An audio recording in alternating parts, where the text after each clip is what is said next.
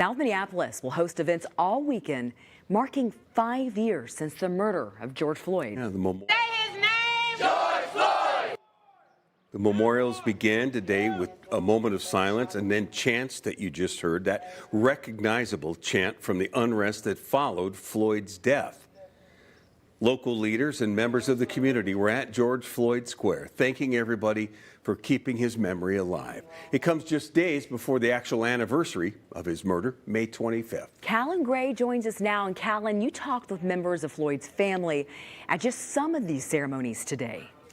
George Floyd's nephew, Brandon Williams, tells me the fight for police reform and racial justice still has a long way to go. He's encouraging people to organize and talk to elected leaders to push for change, saying after all the progress, it feels like right now the country is taking steps backwards. An evening of art, reflection, and remembrance 5 years after George Floyd was murdered in Minneapolis. I just want people to know how great of a person, a father, a man he was, just how much we loved him and how much he loved the world. His nephew, Brandon Williams, telling us this trip from Houston comes with a mix of emotions. Feels like yesterday, especially being here. You think about the good times, with your loved one, with my uncle, and, you smile, and then you think about the dark times, just being here, learning of the news of him being killed, and then going through the process of trial and a lot of the protests. The Floyd family thrust to the forefront of a national reckoning. We never really had time to grieve, so just trying to navigate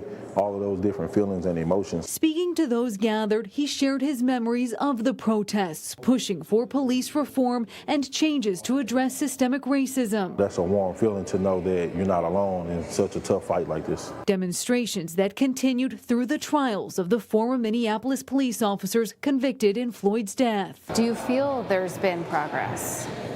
It's hard, right? Because there was some accountability when it came to George Floyd. Leslie Redmond was the president of the Minneapolis NAACP chapter in 2020. But when I think about the last 5 years, we've kind of gone backwards in a lot of ways as well. And so we have to figure out again as a community how we have community building to be able to continue to move forward. Redmond says she was disappointed but not surprised by the Trump administration's motion this week to dismiss the federal consent decree.